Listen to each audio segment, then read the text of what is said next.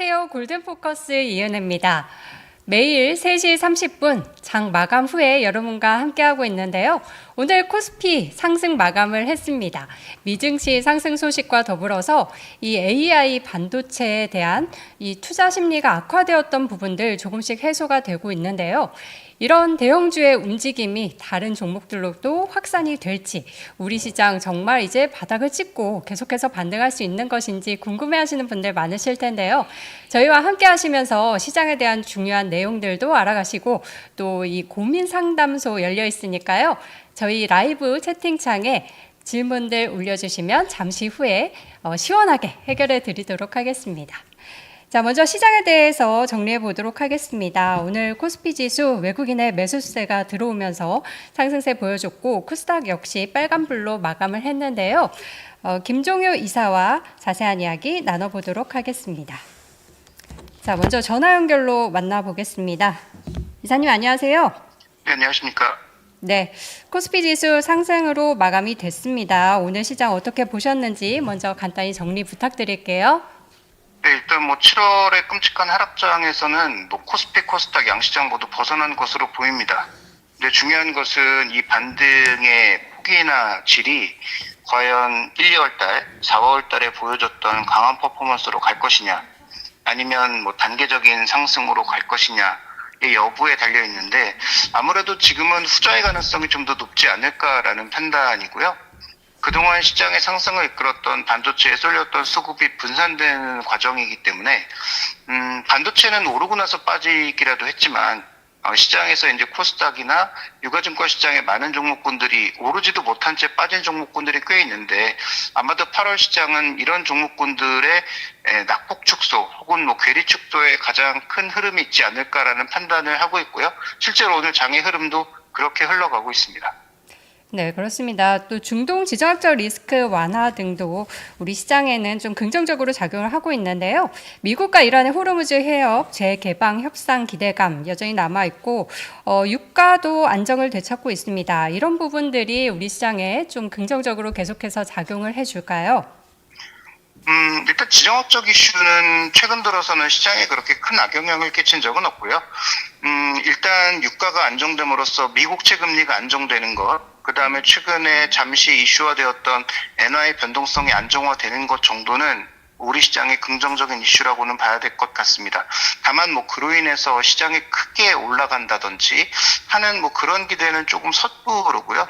그 다음에 지금 미국과 이란의 전쟁이 지금 종료되었다라고 우리가 속단하는 것도 워낙 복잡다단한 변수들이 많아서 단순하게 생각하기는 어렵고, 다만 우리 입장에선 두 가지 변수, 일단 금리 안정과 유가 안정이 이어지느냐가 중요한데, 그래도 최근에 트럼프 대통령의 군사작전이 좀 포기가 되면서 두 가지가 좀 안정을 찾고 있다. 유가도 조금 내려왔고 미국채 금리의 상승도 어느 정도 안정을 찾고 있다라는 것은 그나마 국내 증시에는 추가적인 악재는 되지 않고 있다 정도로 해석하시는 게 좀 더 좋을 것 같습니다. 네, 미국 증시 좀 보겠습니다. 미국 필라델피아 반도체 지수 폭등을 했고 또 IT 기업들 실적도 좋게 나오고 있습니다. 우리 시장을 본다면 또 삼성전자, SK 하이닉스 이야기 빼놓을 수가 없는데요. 반도체주들 과연 이제 정말 상승세를 이어갈 수 있을지 많은 분들이 궁금해하세요. 어떻게 생각하십니까? 네, 아까도 말씀드렸던 것처럼 지속적인 상승세, 특히 이제 5월 달에 보여줬던 그런 폭발적인 상승세는 올해 내는 없다고 보고 있습니다. 아마 반등이 나타나더라도 이제는 조금은 정상적인 속도 혹은 등락을 거듭하는 정도의 상승이라고 생각이 되는데요. 펀더멘탈은 바뀐 거 없이 사람의 심리와 주가만 바뀐 것인데 지난 5월 달에 보여줬던 상승은 정상의 속도는 아니었고, 그건 우리나라뿐만 아니라 미국과 일본, 대만 다 마찬가지였죠. 그래서 수급 쏠림에 의한 과도한 상승이었기 때문에 아마도 다시 그런 상승이 나타날 경우는 없다라고 보여집니다. 그렇지만 실적은 이미 2027년 물량까지 완판되는 등 변수가 전혀 없는 상황이어서 아마도 안정적인 상태의 상승 흐름이 좀 이어지지 않을까라고 보고 있고요. 다만 아까 얹드렸던 것처럼 8월은 워낙 다른 종목군들도 많이 내렸기 때문에 그런 종목군들의 괴리 축소 가능성이 좀 더 높아서 8월 달의 퍼포먼스만 본다면 반도체 빅2가 시장을 리드하거나 시장 수익률을 크게 상회할 가능성은 저는 조금 낮아졌다. 이렇게 좀 판단을 하고 있습니다. 네, 그러면 전자 닉스에 대한 기대감 과도하게 갖기보다는 그동안 못 올랐던 종목들 또 관심받지 못했던 종목들 좀 더 찾아보는 것도 좋을 것 같습니다. 오늘 시장에서 삼성전기 굉장히 눈에 띄었습니다. 테슬라 자율주행 택시 이야기가 나왔는데요. 이쪽에서 계속 관심을 가져보는 게 좋을지 전기 전자장비 관련주들 어떻게 보시는지 궁금해요. 네, 일단 IT 부품에 있어서 핵심 포인트는 지금 삼성전기는 3대 사업부 중에서 2개는 이미 쇼티지가 났죠.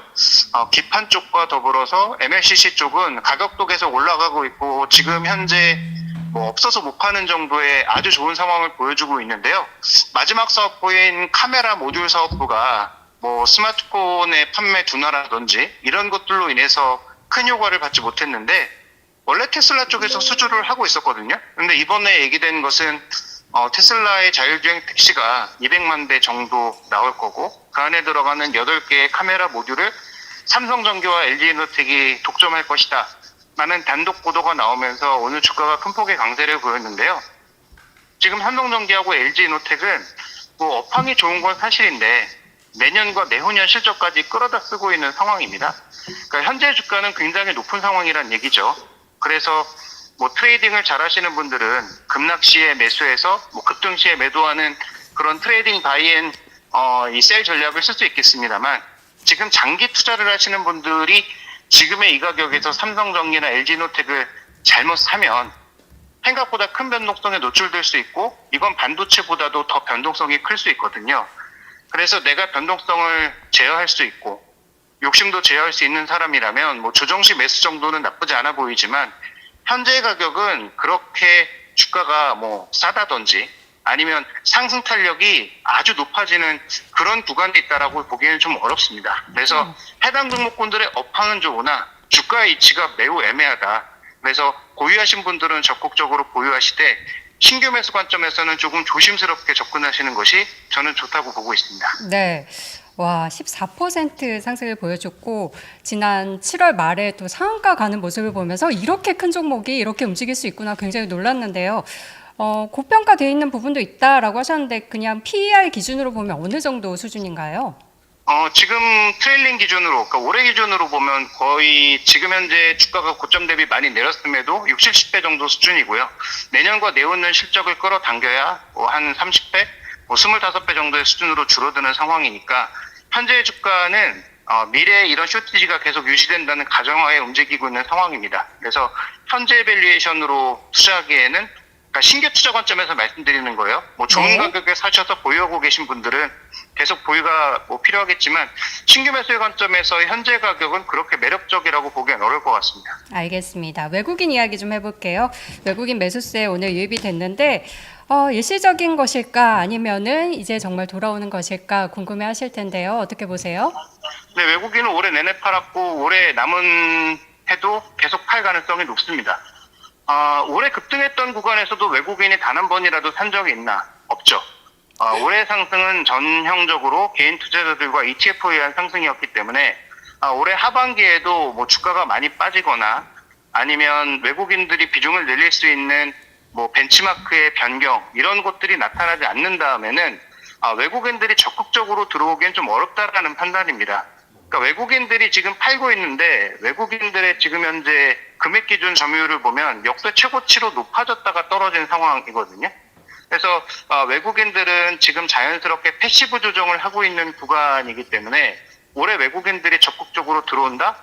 그럴 가능성은 매우 낮다고 보고 있습니다. 그래서 아마 개별 이슈라든지 아니면 뭐 수급의 어떤 변화 상황에 따라서 일시적인 매수가 간헐적으로 유입되겠으나 올해는 아마 기조적으로 국내 주식의 비중을 줄이는 방향으로 갈 가능성이 높고 예를 들어서 우리 시장과 좀 비견할 수 있는 중국 시장이라든지 이런 쪽에 또 창신 메모리 같은 기업들이 많이 들어오게 되면 그쪽으로 또 일시적으로 수급이 쏠릴 수 있기 때문에 올해는 외국인들에게 강한 드라이브를 기대하기는 어렵다. 오히려 개인 투자자들이나 ETF 자금이나 아니면 정책 자금이나 이런 것들이 강하게 들어올 가능성을 좀 더 보시는 게 좋을 것 같습니다. 네, 알겠습니다. 오늘 이야기 여기까지 듣도록 하겠습니다. 고맙습니다. 네, 감사합니다.